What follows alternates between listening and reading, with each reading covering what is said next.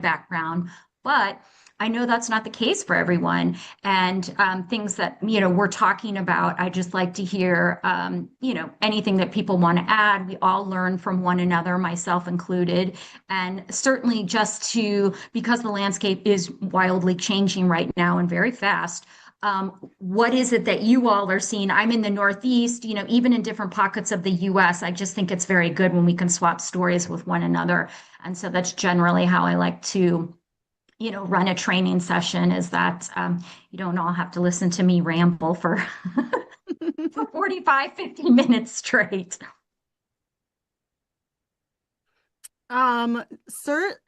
Certainly I'm here for you. Carl, Heather probably has seen me before, but Carl, I'm Alex, I'm the moderator. Um, we're probably you're probably on the money, Tracy, about the I think change. so. But more Grant is on his way. I think we're small but steady.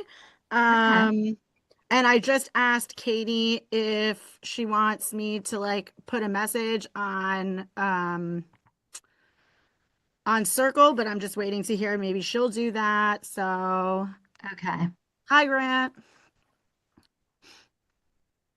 Yeah, I don't want to disrespect anyone's time, and certainly those that carved out the time for today. But when there's, only two or three people, can be a little, I don't think it's going to be as eventful, It's no possibly. worries with me if you need to reschedule. Okay. Yeah, maybe. I do have a potential client that's in. They provide financial planning and brokerage services for Oh, okay. their clients, and I just was here to be a bug on the wall and see if I can glean anything from what's already being done in that industry. Oh, sure. If you want to connect with me on LinkedIn, I'd be happy to, we can kind of take this offline, and just if there's anything you want to run past me. I'm here in New York City, and my experience has primarily been, here on Wall Street, and I worked in Asia and Australia for many years. Now I'm back in the US. And we try to institute all things that are AI in financial tasks, automations, things like that, strategy, a lot of strategy, but we do it obviously with risk in mind, audit in mind, compliance, all the things that everyone's talking about right now. My background in financial services is entirely with that.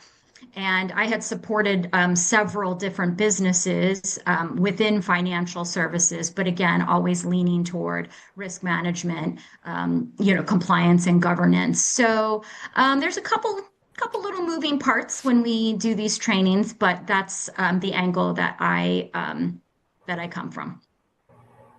So if you, like I said, if you want to reach out to me, connect and I'd be happy to chat or whatnot. Sounds good. So, Tracy, I'm so sorry to interrupt. The suggestion was for you to go forth with today to establish the Okay. consistency, Okay. and we can just circle back. But yeah, Oh, that was okay. the messaging. Okay, no problem. So we're going to keep going here, everyone. So welcome to those of you that are new. Grant already knows me, Alex already knows me, but a little bit about myself that I just mentioned, my background in financial services.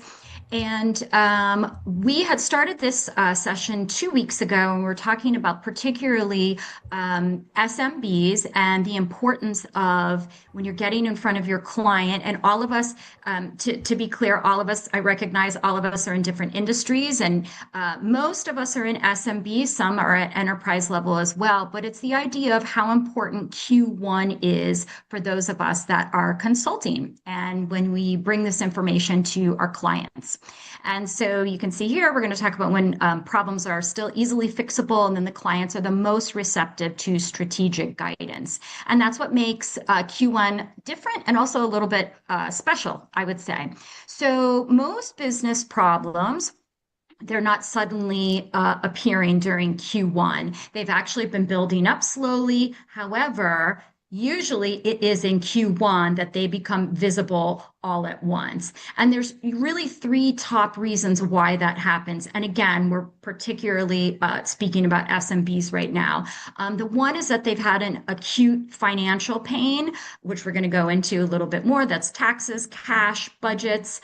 The timeline is most feasible during Q1 to implement AI or really any new policies or procedures or automations or anything like that. And then the other thing is that most people, it's a psychological spin. It's the new year.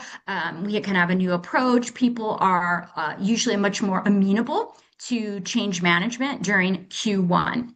So we had gone over this first one or two slides 2 weeks ago, but I know two of you were not on the call. So just to kind of quickly rehash what we had talked about, because there's 8 pillars involved in all of this, and we went through the first 4 2 weeks ago. Today we're going to tackle the last 4.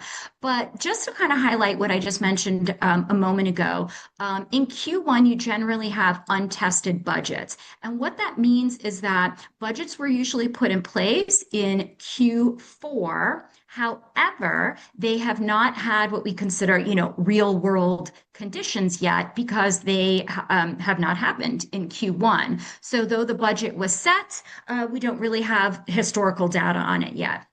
The other thing is having what we call a post-holiday cash. And that's where, again, depending upon your industry, but bonuses, raises, all of those things that happen in Q4, but actually have an effect going into Q1. They're paid out. I know in financial services here in New York and Wall Street, you find out you find out your number at Christmas time, but then you don't get paid out until either January or February. So for a lot of businesses, bonuses make up a huge part of their financial tracking. So this is very important. And then the other thing is that you're having new commitments during Q1, having new hires, vendors, contractors, renewing contracts, renewing contractors. And so that really tests capacity primarily during Q1. And then the other is taxes. And we're going to talk about that today a little bit at length. Tax bills and estimated payments are showing up, and then this greatly impacts your cash flow. I'm going over this a little bit fast for the two of you that were not on the call earlier because we had already chatted about it. But so Q1 has a very specific diagnostic lens. And where most SMBs fail is that they're not seeing their problems early and they're oftentimes feeling overly optimistic. These two, in and of themselves, is not really that cannot be productive, but combined, it can be very difficult on a company.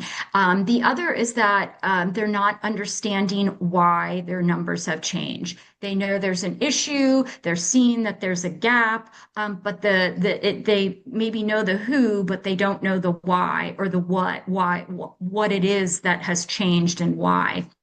And then as well, they're not acting quickly when they do.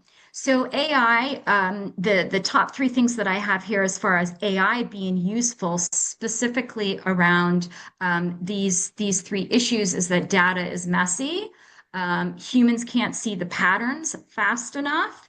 And then the decisions, again, particularly in Q1 that set the course for the rest of the year, these decisions are time sensitive. So one thing I like to mention to consultants is and I'm a consultant myself, when you come in and you're listening to a business and there's oftentimes it's not it's 2 things. It's what they tell you and also what they don't tell you. And as a strategist, you need to be able to read between the lines with that and kind of have that business acumen to know what it is exactly that they're trying to say to you. And I have 3 little blurbs here because you'll either hear these outright said or some kind of variation of them, which is, well, we didn't see it coming. We didn't see that was, it was that poor, it was that bad, the end result being we had no idea this was coming. We found out too late. Oh, yes, we did know that was an issue. We did know taxes were due, and we knew that it was going to be an issue, but found out too late.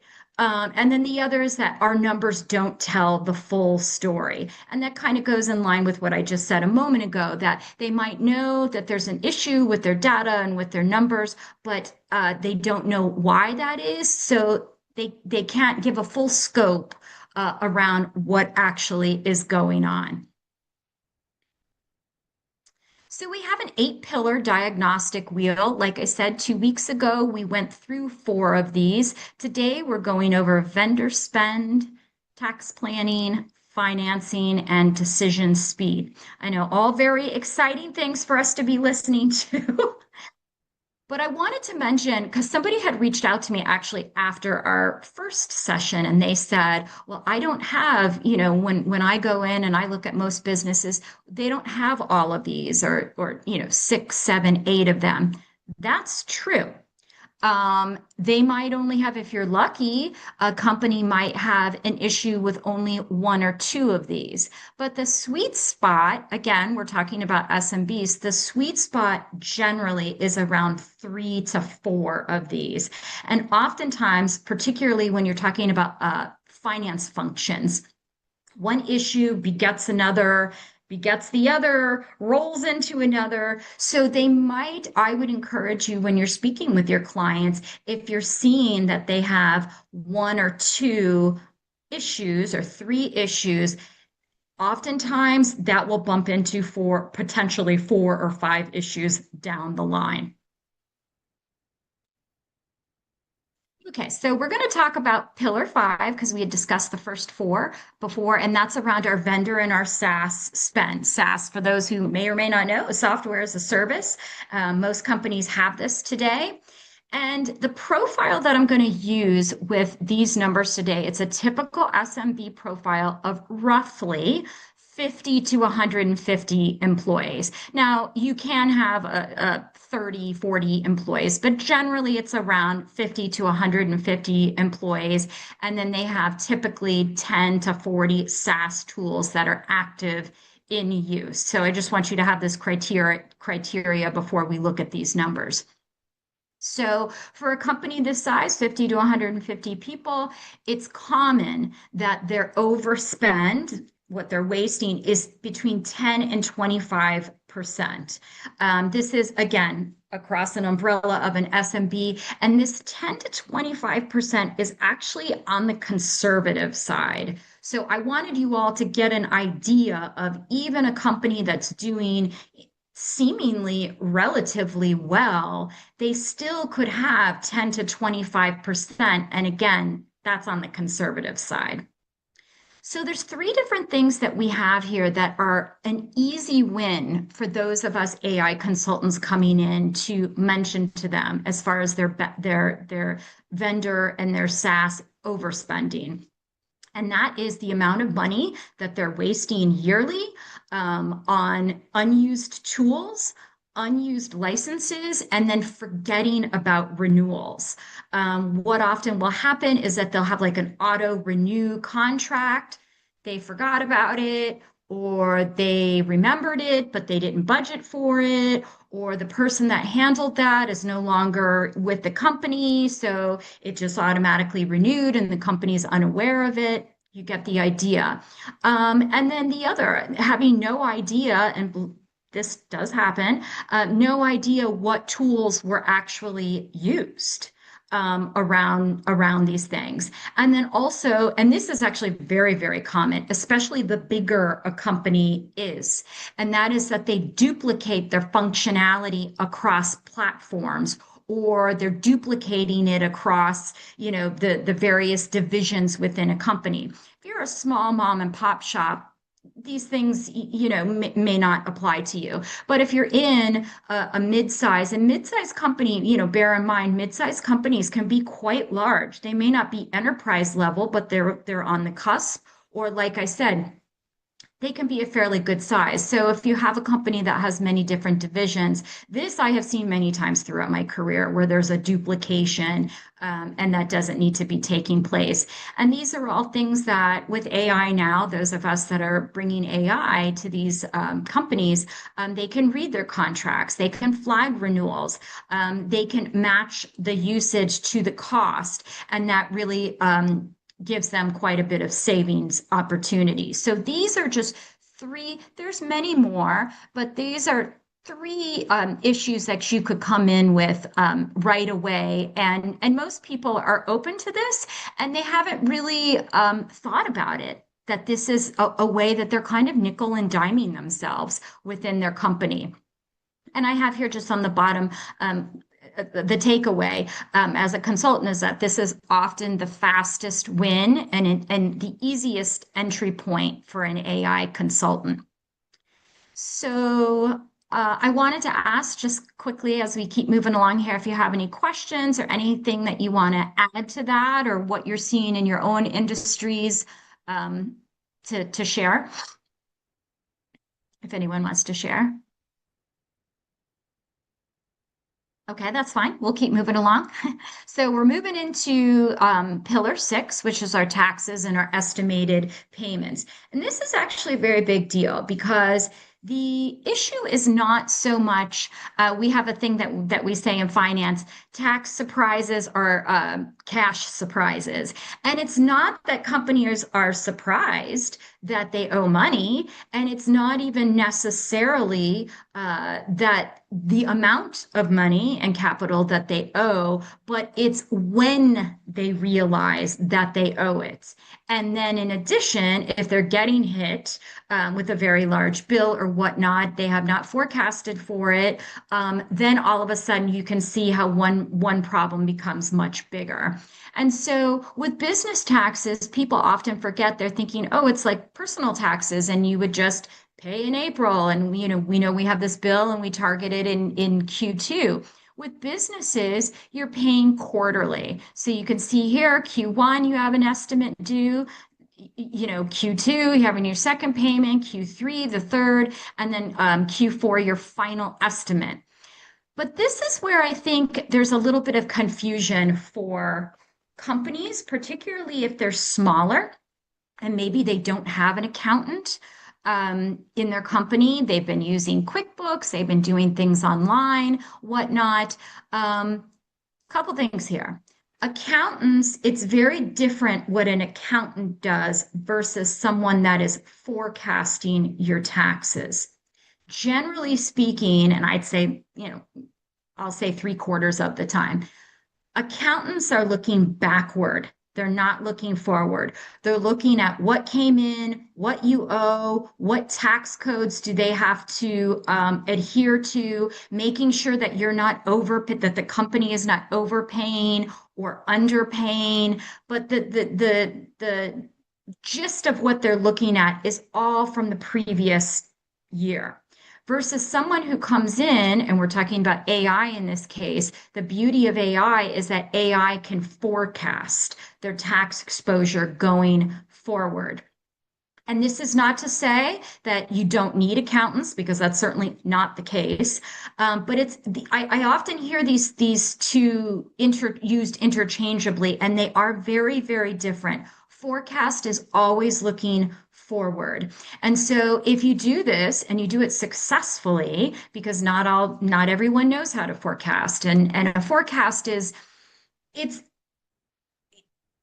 not a surefire way to look at your finances. But again, if it's done correctly, it does give you a pretty good estimate of where you're going to land. And so I think that that's kind of the beauty of AI right now, is that we have that opportunity. If you don't have someone on staff that's doing your accounting or whatnot, and you're not hiring out a Deloitte, a KPMG, or whomever to do that sort of thing for you, AI can now do that for companies, and again, particularly for smaller companies.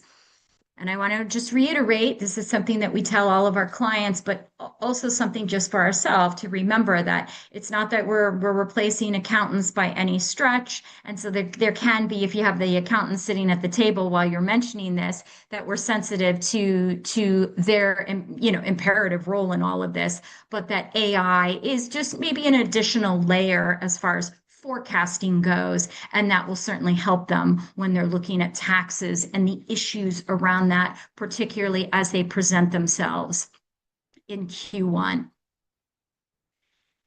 Our pillar 7 is around financing readiness. And very simply put, financing readiness is just being, but I say just, I shouldn't say that, but it's being fully ready before a company runs into trouble. And that can be, and people get loans and investments. I have your lines of credit. That doesn't necessarily mean that they're in trouble. Oftentimes they are, but not necessarily. But the idea is that their readiness needs to already be established before they start looking for this if they're looking for a loan, like I said, they're trying to raise capital or something like that, because lenders and investors reward preparation. So when they can see that you have a trail, even if, again, even if the company's in trouble, they can see that they're, a capable company in the sense that they've prepared and they've done the things that they need to do, and they keep good records. If nothing else, they've kept good records. So when you have here, I have here listed, inconsistent reports. You're having different numbers that are told to different stakeholders. This obviously erodes trust. And more importantly, it's creating more confusion. There's an unclear story. The numbers exist, but maybe they don't tell that narrative and that clear story around the business performance. And then what happens as a result of that, you can see again, kind of what I was mentioning earlier, one problem begets another that begets another. And then you have this last minute scramble where they're rushing to prepare materials when the opportunity arises. And as a result, they oftentimes miss business opportunities. So this again is really highlighted. You see a lot of this in Q1, early Q2. And so getting your clients to think about such things, because, Rome wasn't built in a day. So if they are having issues around this, around reporting and whatnot, depending upon the line of business and, depending upon the size of business and the industry, that's oftentimes not something that they will get cleared up right away. It may not be until the tail end of Q1 or Q2 that fully gets dissected.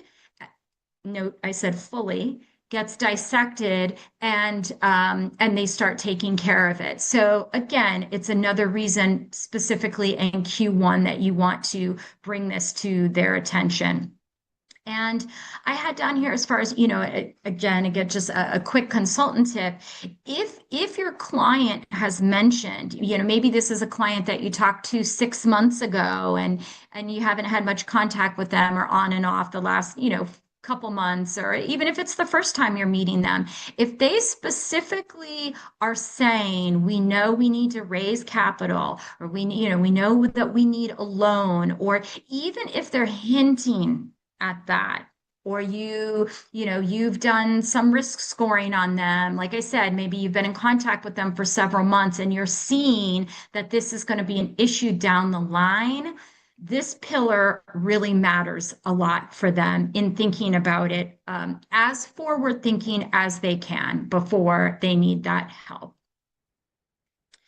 And then our last pillar is around decision latency. And it's not, again, very simply, it's not so much that C-suite or that the owners of the company don't care, but it's that they're not looking at things clearly. And so those slow decisions that are caused by slow information and processes. And there's 4 different ways that you're going to see this in motion here.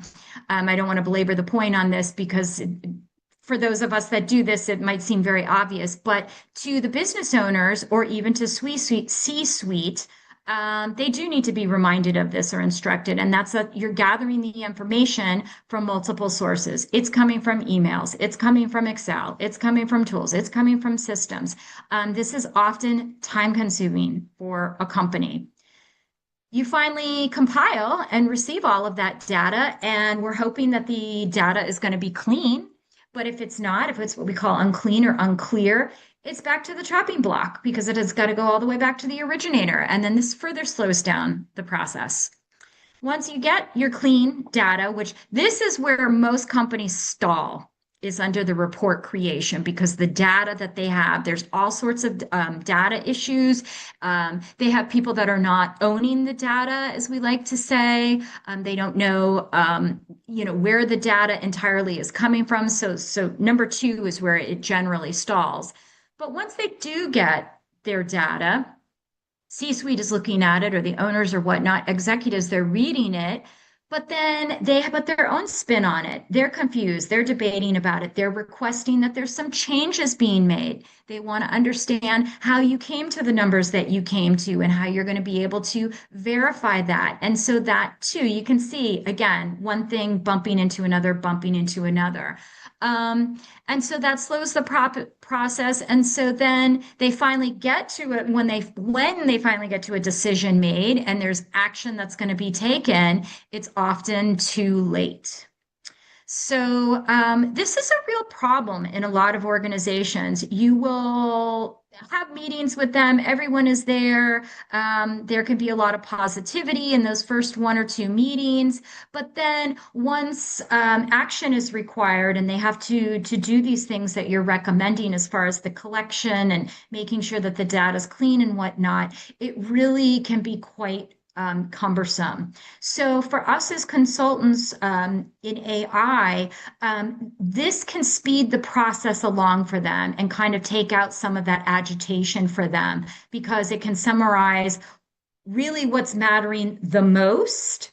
And then it can highlight with confidence and taking away some of that uncertainty. And then that can accelerate their decision-making cycles. So you might get lucky. You might come into an organization where C-suite is, you have full support of C-suite and they want to move things along and you don't really have, you're not really needing any buy-in from the C-suite so much. However, formulating this, you're talking more generally around middle management, and that sometimes can be where the slow or slow crawl, as I like to call it, where the hiccups come into place.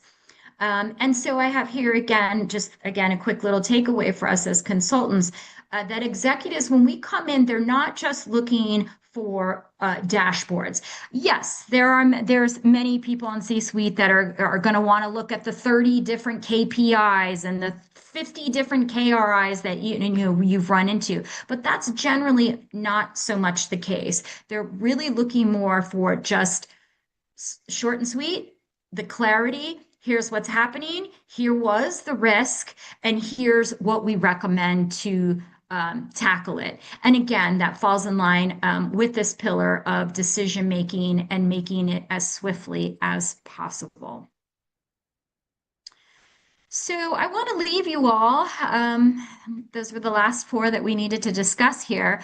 Just a final note for those of us consultants, because I think that we need encouragement just as well, is that to remind ourselves that this isn't just selling technology to our clients. It's actually helping them to make better decisions with better information. This obviously will lend itself into AI, but it's just that we're wanting to lead with this idea. And particularly if you have clients that don't know about AI, they're very resistant to change management. They don't even know what they don't know yet. And so I think kind of baby stepping them along and reminding ourselves that it's not like, oh, we're just selling you new technology as such, but that first and foremost, we're trying to help them, kind of get their arms around what it is that they need to be doing as far as making better decisions. And then uh, when we do that, when we extend that and do our roles fully, we're able to really let AI shine and give them the best of what AI has to offer. And so I just have four little buckets here. You know, a lot of this is common sense, and we all know it, but I just think it's a good reminder, starting with coming in with listening to them, how they feel about change management. Did they maybe have a consultant that's already come in, or they had someone a year ago and it didn't go very well, or you know, there was issues or whatnot, but where have they been in this process? And building that confidence with them gradually. It takes time, but I think that if you come in, the first, I think the sweet spot is really that first and the second meeting that you're having. And this goes for whether you're meeting with C-suite or whether you're training folks on their team, or you know, you're meeting the owner of the company. It's setting the stage with them, and that, you know, confidence doesn't come overnight, but I think you really have to um, handle them in a way in that first one or two meetings to get the buy-in that you need. And then there's a lot of different ways that you can do that, but I think it's really critical, because if they, you know, if they leave that first one or two meetings and they don't have a, you know, their intuition is, I still don't know. Oh, now I have more questions. Now I don't, you know, so we want to, as best we can, as realistically as we can, that first one or two meetings, try to assuage as many fears as we can with them, and you know, show to them that we're there to actually help them, and to learn about their business, but also to make their business better. And that's really why they're paying us. But there's two other things that I wanted to mention, and I have them bolded here because they often get forgotten, or people just don't pay enough attention to them. And that is that you're wanting to connect their technical solutions, so AI here, obviously, to their business outcomes, but it's not just their business outcomes, it's the business outcomes that have the greatest impact. So when we come in and we're, you know, looking to do case studies with them, or we're looking to, you know, run different tests and modeling for them or whatever, you really want to start with the one or two pain points. There's a little bit of argument on this, because, well, argument's probably too strong of a word, but a little bit of dissension here with, oh, well, we have to start small when you come in. Yes, I would agree. You definitely want to start small. You don't need to come in and hit them with four, five, six, half a dozen case studies, or things that you're trying to implement for them with AI. So yes, start small. But again, the key is that you're wanting to target those outcomes that have the greatest impact. And that's gonna look like different things for different companies. Again, is this a startup company? Is this a mom and pop shop? Is this a company that, okay, they're 3 to 5, 6 years old, but they're still relatively, you know, still relatively a young company, versus a company that's been in place for 20 some odd years. So that will look different depending upon the, you know, those sorts of differentiators. So just something to bear in mind. And then the other thing is, just again, for ourselves as consultants, is that we're, at the end of the day, we're trying to give them more clarity, or, you know, like I say, just a better scope to look at within their company. And that's what they're paying us for. They're paying us to bring and elevate that clarity against the complexity of what's actually going on. I've talked to people throughout my career, and I've certainly been there myself, where you don't want to be the bad guy. You don't want to have to go to them and tell them this is upside down, or why wasn't this fixed, or, you know, to be that bearer of bad news. But when you're a consultant, that is what they are paying you for. C-suite, they want to know, they want to see what you are unearthing. So just again, a friendly reminder to us that is where our expertise lies, and that we're not doing, or we are doing a disservice to our clients if we're not bringing that to light.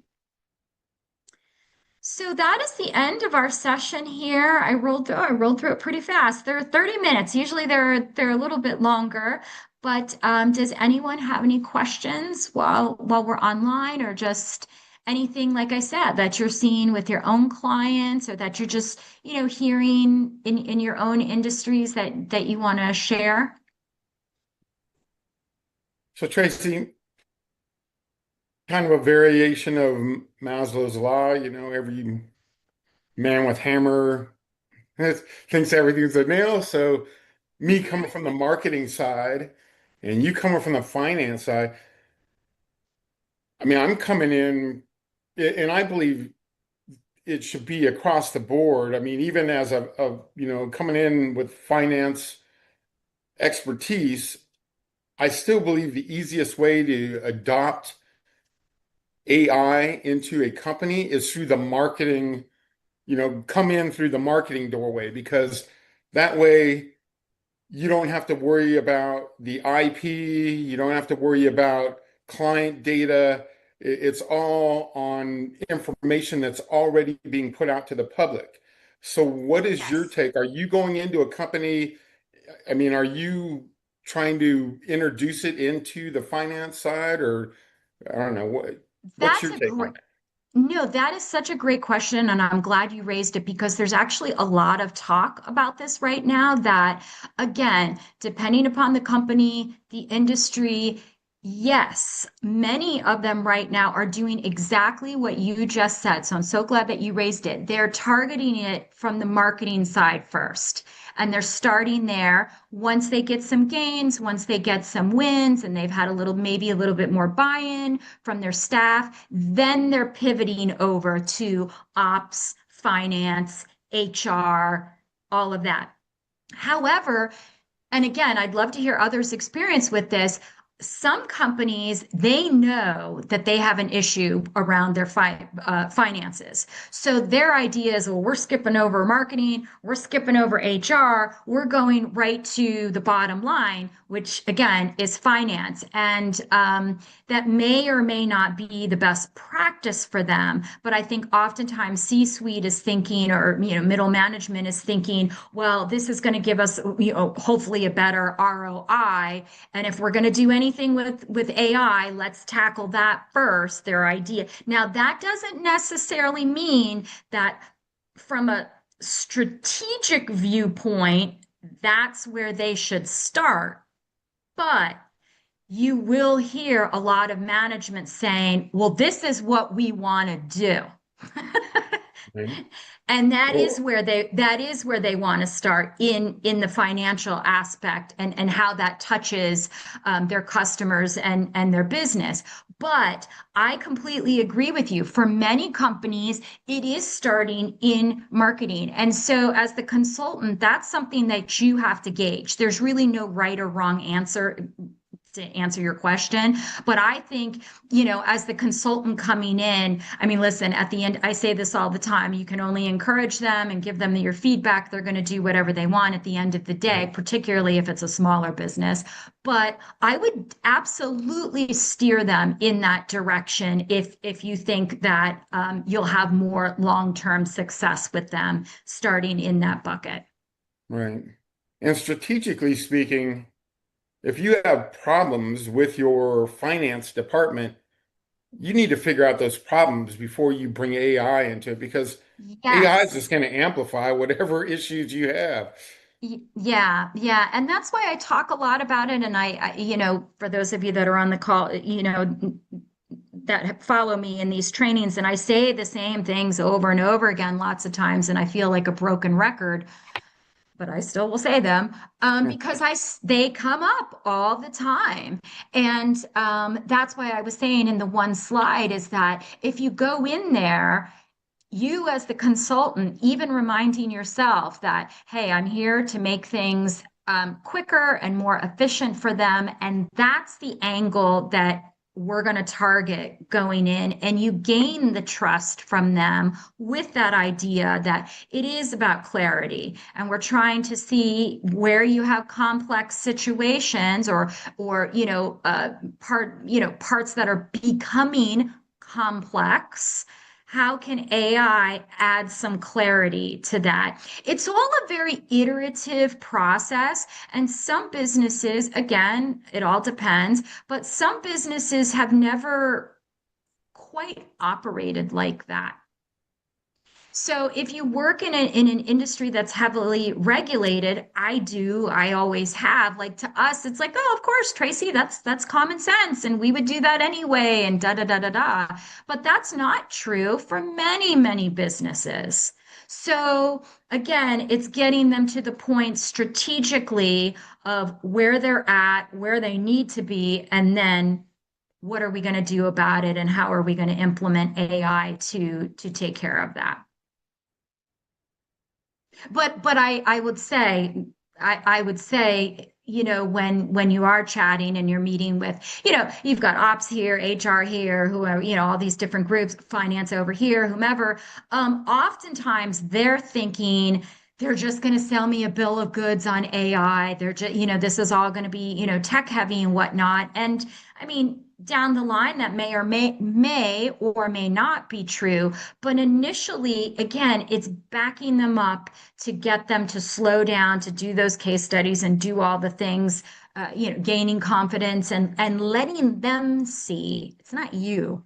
It's letting them see where those points are, or maybe just how bad of a pain point it is. Oftentimes, companies know. They know they have pain points, but they don't really have a full grasp of what that looks like, what it's going to entail. And it's your job to unearth that for them. And then they have options with AI, and then, you go from there. Right. And I apologize for missing the first 10 minutes. I'm on a hunt for an Oh, that's antiquated video process, but that's beside the point. That's okay. We started a little late anyway, so you didn't miss much. It was kind of a review of what we had done 2 weeks ago. It was, we just Right. did the last four pillars. But I really feel like, here we are, we're in January, and we're getting, it's getting to be the end of the month here. Still have another 2 months to go. So I would encourage anyone, if you had clients that you spoke with in Q3 or Q4, and maybe they weren't committed to AI yet, or didn't have the budget for it yet, all of the things I mentioned before, they do in Q1. So, maybe it's definitely I shouldn't say maybe, definitely worthwhile to do a heavy lift of your clients right now, and maybe just to have those meetings again, and to remind them who you are and what it is that you're doing. Because like I said, Q1 and definitely going into Q2 as well. Q2 is not entirely lost either. So these next couple months are really a great opportunity for many consultants. Does anyone And I else have always have follow any? up is always good. But Oh, right. Yep. point I was making is that if um, I missed it in the 10 minutes I was late, did you cover SOPs? Because I believe that, standard operating procedures is, quintessential to introducing AI into systems. It is. It is. I didn't go over it today. I have gone over it in the past, and you're absolutely correct. Having standard operating procedures is crucial. I have seen, and I'm sure you have too, Terrence, and anyone else who would like to jump in. This is a very, very common issue that companies deal with. And it can be anything from, well, we have, an SOW. It's not current. We haven't updated it in forever, or we have it, but the staff doesn't even know that it exists. They don't even know where to find it if they wanted to find it, or they don't even know that it exists. Or, like I said, maybe it was drafted in good faith at some point throughout the year, and they dropped it over to legal, and then legal dropped the ball, and that's where it has died a slow death. Or, whomever it was that was going to give the final sign off on it. You see all kinds of scenarios. I mean, there You see all kinds of things. But yes, that is absolutely a place that you would want to begin early with them, is talking to them about their standard operating procedures and what that looks like for them. And also, too, I would add, if they've had standard operating procedures in the past that did not work well for them, or whatever it was that they were having issues with, why was that? Because they had a procedure at one point, and if it was carefully diagnosed, and they're telling you, no, we had issues, or we put that one to the side, or, you get a lot of hints. If you're listening, and you should be as a consultant, you can connect the dots. So if they're saying that they had something that didn't work, you need to dig deeper and find out why that was. Absolutely. So, well, I think I will have to give you all a little bit of extra time back, 10 minutes. That doesn't normally happen on my training. So, anything else? I encourage people to, Carl, Heather, if you want to reach out to me privately, please do. You can find me on LinkedIn, or certainly through the community. But I love chatting with people. Sometimes people will think of a question after a training. You're thinking, percolating your brain, 24 hours later, something occurs to you. Absolutely reach out to me. I love to have discussions. And I think that all of us need to be helping and sharing right now. And that's hopefully the environment that we have, at least with my trainings, is that we're all kind of all in this together in our own ways and in our own corners, but that we need to really be learning and helping each other right now in this space. So I am through, Alex. That's all she wrote. Thank you, Tracy. That was so wonderful. And thank you all for participating.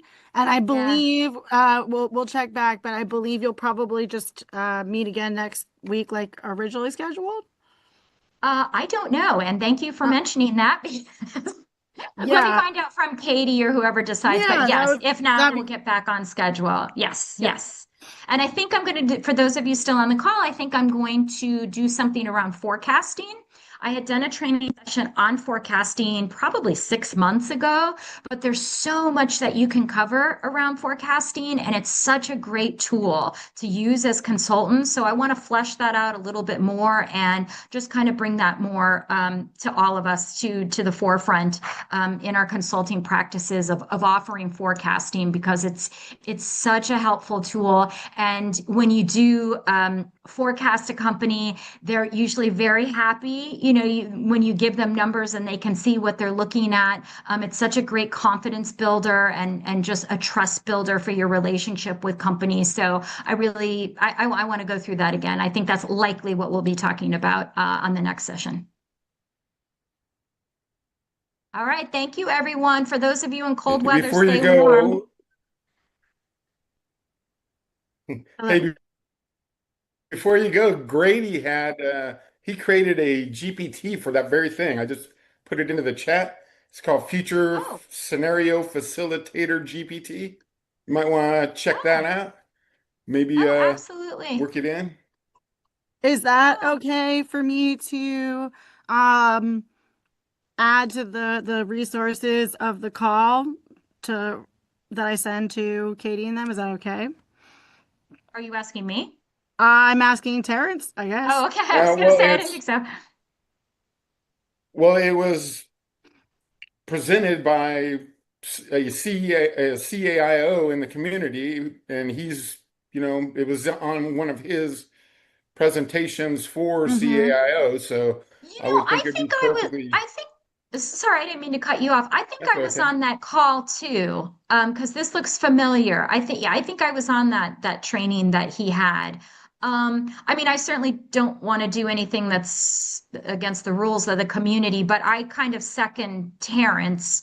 My guess would be, because it's internal, but I don't want to assume anything. But I I mean, kind just reach of. out to Grady. I'm sure. I mean, Yeah, I'm I'm sure, bummed out. Yeah, sure he'd be happy to share it. I mean, we maybe shared it on. instead of me, maybe Terrence, like there's always a chat for each of these webinars. As long as he gives the permission, you can just throw that in there. Okay. Right. Yeah, and then I can I believe what we're gonna do now in the video vault with all the recordings is add the links and resources that the presenters provide. So if he says it's all cool, then that'll be there chunked with that as well. Okay. Okay. Yeah, no, thanks for bringing that over though, Terrence, because You're welcome. yeah, I mean, again, we're all here to help one another and support one another. So if anyone gets anything I from that, figure that's just fantastic. save you some time building your own, you know. Yeah. Oh, yeah, no, no, no, no, Yeah. no, absolutely. And I always say, it could just be that one little nugget, that one little morsel that you get from somebody else or someone else's presentation or whatnot that can make a big difference and or be that thing you've been, that's been troubling you. So, no, that's great. All right, I'm going to sign off then. It's 5 till. You got a little extra time. And like I said, thank you everyone for showing up. I appreciate the support and I'm hoping to make these calls as engaging as we can around finance topics, which aren't always very exciting, but that is definitely our aim here going into 2026. Thank you, Nice. Tracy. Thank you, Grant. Thanks, guys. Thank you, Alex. Have a good Thank you, night, everyone. Tracy. You too. Bye-bye. Take care, Bye. everybody.